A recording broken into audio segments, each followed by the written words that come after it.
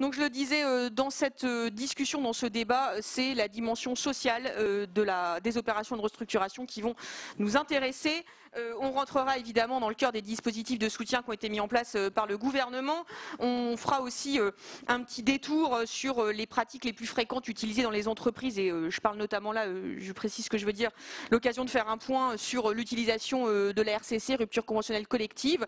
Et puis évidemment, on va mettre un coup de projecteur sur aussi un point qui est la dimension santé de ce volet social. Alors, faut expliquer ici à nos interlocuteurs ce dont on va parler, ce qu'on entend par cette dimension santé. Bruno, je vous laisse nous expliquer qu'est-ce que vous entendez par là sur les notions de sécurité au travail, de santé, de conditions de travail.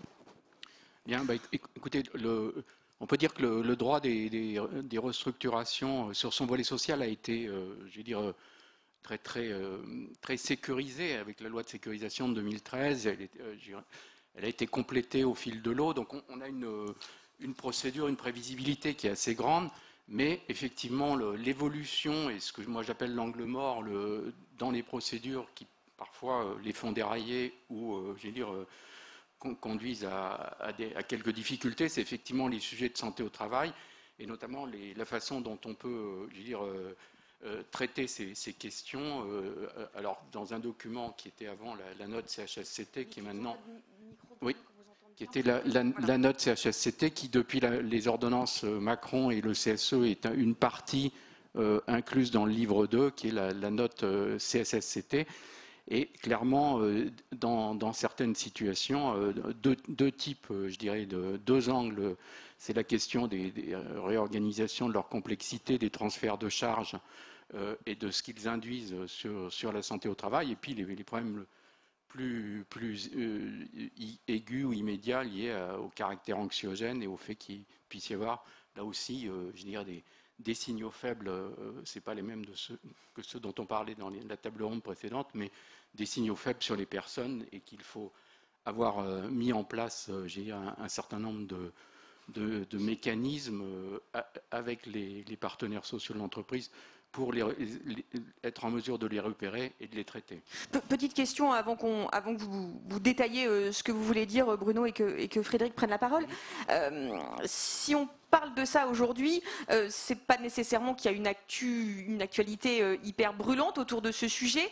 Vous tirez, c'est plus un warning. Est-ce que c'est parce que vous avez le sentiment que les entreprises, elles sont peu consciente du fait que de cet angle mort dont vous parlez, vous dites quand même, vous n'y allez pas main morte, vous dites ça peut faire dérailler une procédure, c'est quand même un élément hyper important. Est-ce que c'est négligé cette dimension ? C'est effectivement parfois, de façon surprenante, parfois négligé. Alors je ne parle pas d'un cas, et je ne vais pas citer le nom, mais d'une opération concernant une très grande entreprise où au démarrage, ce point, enfin, cette partie-là, avait quasiment pas été vu. Et effectivement, c'est un élément. On peut dire que le reste de la procédure, le livre 2, il y a des sujets complexes comme les catégories professionnelles, mais cette question-là peut être soit négligée, soit insuffisamment traitée. Et du coup, Frédéric, qu'est-ce qu'il faut préparer aujourd'hui ? Comment est-ce qu'on anticipe cette dimension-là ? Emmanuel, oui, allez-y, parlez un petit peu plus fort. Là, c'est bon, ça y est, Mars. Oui, c'est pas facile de devenir ventriloque du jour au lendemain. Parce que vous le faites très bien. Avec les masques, c'est pas facile. Oui, alors il faut anticiper. Juste pour recadrer sur le plan juridique, outre les points dont parlera ou a déjà indiqué Bruno, qui c'est très important, la dimension humaine dans une entreprise, et je la néglige pas du tout, c'est juste que c'est pas mon rôle. Là, dans ce débat en tant qu'avocat. Oui, pourquoi on parle de ça aujourd'hui ? Parce qu'on a effectivement l'impression que c'est pas que c'est un peu négligé, mais ça a été négligé longtemps. C'est-à-dire pendant des années, si vous voulez, on a donné grosso modo aux représentants du personnel sur ce plan-là à peu près les mêmes informations, pas tellement plus ciblées que l'on donnait aux autres représentants du personnel sur l'objectif, par exemple, du projet. Bon, ça, c'est quelque chose qui a beaucoup bougé. Et si vous voulez, pour parler très clairement en termes de risque juridique, on a une décision de 2016 qui n'est pas tout à fait récente sous l'empire de l'ancienne des anciennes réglementations, donc à l'époque où il y avait un CHSCT, mais aujourd'hui on a un CSSCT, c'est-à-dire que le nouveau CSE englobe cette compétence, et clairement il est aujourd'hui absolument évident que le DIRECT, c'est-à-dire l'organisme qui homologue ou qui valide les accords collectifs ou les décisions unilatérales dans le cadre d'un plan de sauvegarde de l'emploi, doit vérifier en réalité si la documentation spécifique a bien été faite concernant les problématiques d'hygiène, de sécurité, de charge de travail, de charge mentale, et se doit de ne pas homologuer, et donc c'est une situation de blocage, mais direct, si ces documents ne sont pas faits, et si le CSE, par le biais de sa commission santé, sécurité, conditions de travail, n'a pas disposé des éléments suffisants pour donner une opinion. Bien. Quand on agit en urgence, comme aujourd'hui on parle, et comme je le fais très souvent dans les procédures de redressement judiciaire, ou même, enfin, en tout cas, surtout quand on est dans une procédure de jugement supérieur ou d'une session, disons, accélérée parce qu'on est en situation d'urgence, parfois, on peut négliger ce point. C'est pour ça qu'on voulait, avec Bruno, l'attirer, et ce n'est pas une bonne idée. Ce n'est pas une bonne idée, au moins à 3 raisons. D'abord parce qu'il y a le risque juridique que je vous ai indiqué. Deuxièmement, parce que, et le témoignage de M. Delatour juste avant est très intéressant sur ce point, c'est qu'il n'y a pas de retournement réussi s'il n'y a pas une adhésion et s'il n'y a pas des gens qui sont bien et qui sont prêts à travailler. Et puis, quelque chose qui est à la frontière, et j'en ai terminé, de l'opérationnel et de la santé-sécurité, c'est la charge de travail. Parfois, on n'examine pas. C'est souvent à l'occasion de cette étude qu'on va aller plus loin pour examiner les problématiques de charge de travail. Et là, je ne vois pas grand-chose, mais je ne sais pas s'il y a dans la salle des administrateurs judiciaires qui font des plans de session ou des avocats. Et il y a un truc auquel on est tout le temps confronté, c'est que dans les plans de session, souvent, ils ne sont pas très bien calibrés parce qu'on est un peu timide ou parce qu'on veut être prudent. Et nous, en tant qu'avocats, c'est quasi systématique sur les opérations. On s'aperçoit que la charge de travail a été mal évaluée et le nombre de personnes reprises a été souvent sous-dimensionné, et on est obligé d'intervenir derrière, ce qui n'est pas toujours facile, pour mettre à disposition des gens, pour faire du CDD ou pour transférer, bon ça c'est la bonne nouvelle, plus de gens qui avaient été prévus. Donc je pense qu'au moins pour ces 3 raisons, opérationnelles, le succès de l'avenir et le blocage de la procédure, c'est un point sur lequel on voulait faire un petit focus.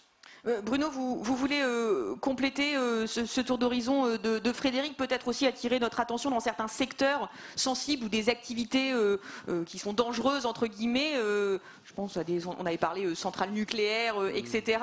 Est-ce que ça, du coup, ça nécessite que quand on intervient dans ces secteurs-là, le travail d'analyse préalable des risques soit encore plus détaillé et prenne peut-être en compte d'autres dimensions, toujours sur ce volet santé?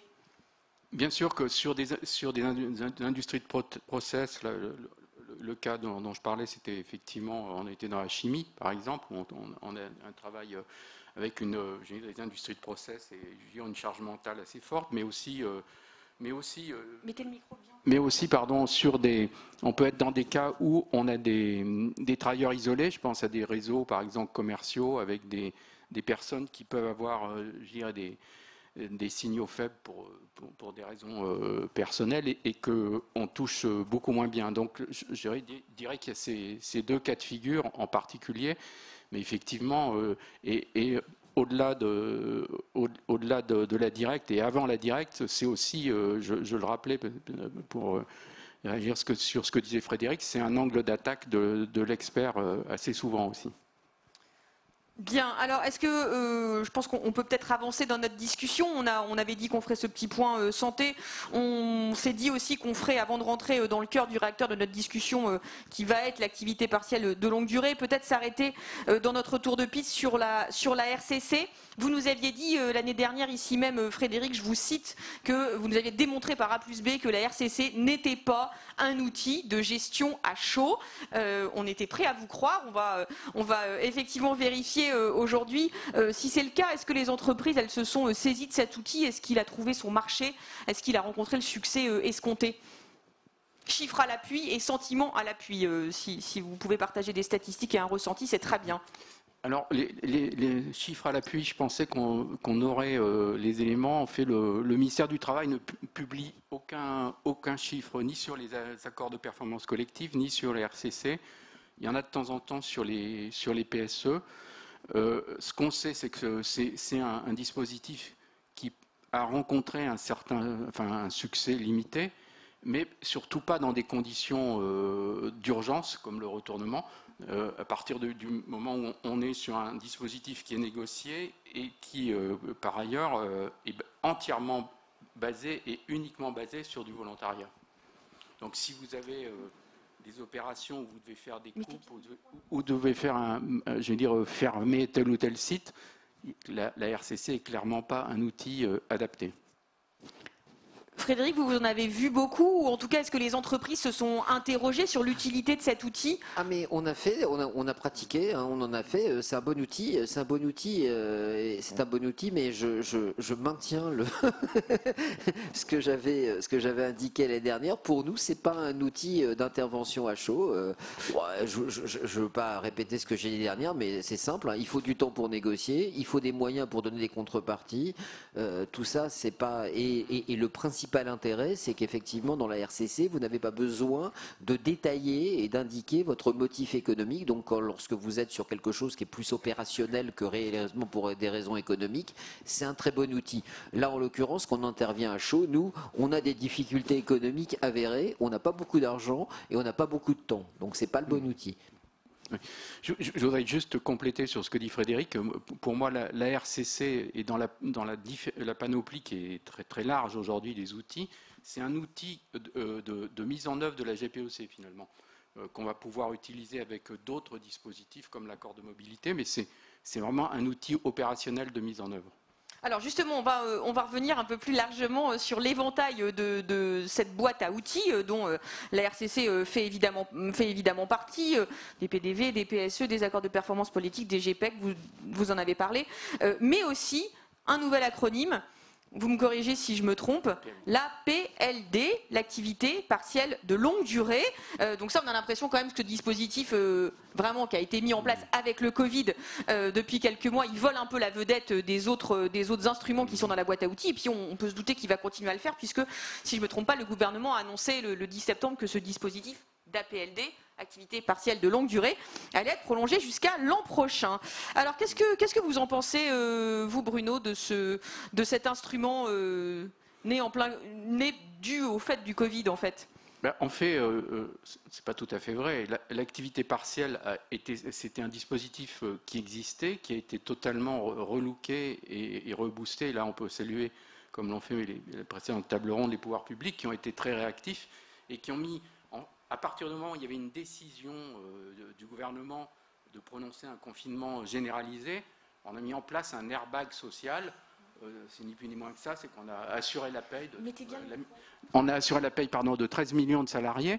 Et ensuite, il faut, c'est peut-être un peu le pendant social des PGE, c'est comment on sort de ça. Et là, c'est l'APLD. L'APLD est arrivé après et il a été assez largement inspiré par la négociation des partenaires sociaux de la métallurgie qui ont été, je dirais, précurseurs, qui ont ouvert la voie. Et c'est d'ailleurs la première branche qui a signé un accord, qui rend d'accès direct la possibilité de mettre en place un dispositif d'APLD.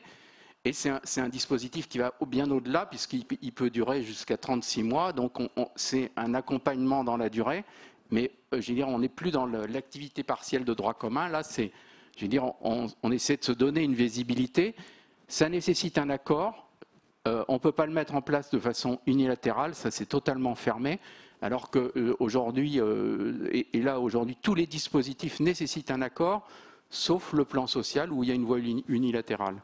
Et en fait, ce qu'on n'a pas dit en tant que tel, c'est qu'en fait, cet outil, il est adapté quand même à des entreprises qui, à un moment, connaissent un creux d'activité avec la crise, mais se disent, mais prévoient un rebond et n'ont pas envie de se séparer d'effectifs, de forces vives avec des compétences. Par exemple, oui, mais c'est ce que disait Bruno, c'est-à-dire que, est-ce que vous avez très bien introduit le sujet, Emmanuel, et ça ressemble dans cela un petit peu à la table ronde, notamment sur les outils de prévention. Nous, on a beaucoup d'outils, vous les avez cités, on en a beaucoup. Et ce qui rend peut-être la chose un peu difficile, mais aussi très intéressante, c'est qu'il faut prendre le temps d'analyser et d'utiliser les bons outils. Il y a aussi l'accord de performance collective, je ne sais plus si on en a parlé, qui n'est pas beaucoup utilisé, qui a été utilisé. Et la PLD, je pense qu'on a bien fait d'ailleurs de reprendre cet acronyme plutôt que le précédent qui était l'ARME, et qui était effectivement un peu tendancieux, donc vous avez raison, là on est bien sur la PLD. C'est un outil qui peut présenter plusieurs intérêts. Alors vous avez raison, l'intérêt, il y a trois intérêts. Il y a l'intérêt immédiat, c'est ce que vous... D'abord, et il est prévu pour ça, comme l'a dit Bruno, sur un petit peu le pendant du PGE, c'est pour permettre de passer une période. Donc c'est provisoire, c'est pas définitif. C'est-à-dire que si on est sur une tendance de fond, ça n'a pas beaucoup d'intérêt d'utiliser la PLD. La PLD, c'est de dire, plutôt que de faire des licenciements, je vais sauvegarder l'emploi parce que je pense que je vais avoir un rebond, effectivement, qui va être assez rapide.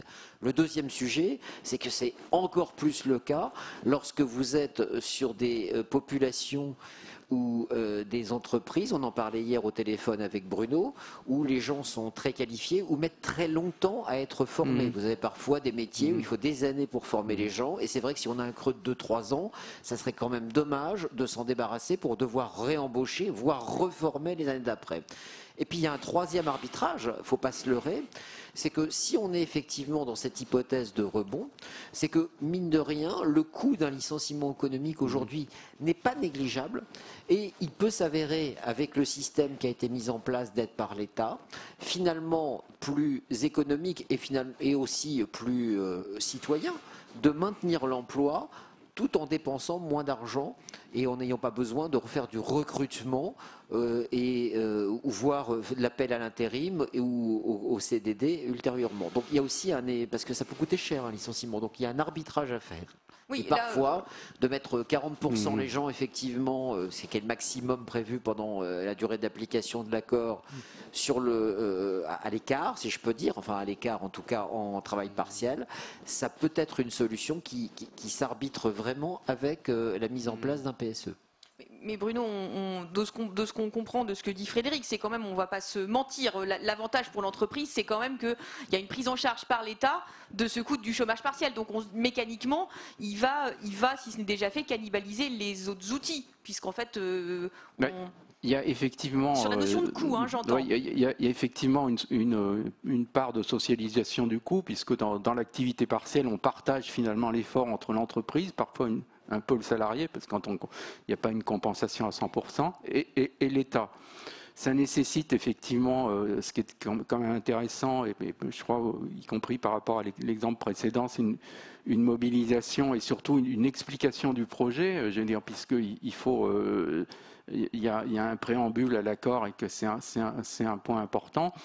Après, est-ce que ça cannibalise? J'ai tendance à dire que si vous faites un accord de performance collective, vous êtes vraiment sur vos ressources propres à l'intérieur de l'entreprise où on va partager, on va dire, on va faire un effort sur le 13e mois. Là, je veux dire, l'APLD introduit un financement public, donc c'est forcément un élément qui peut faciliter, je dirais, la conclusion de l'accord.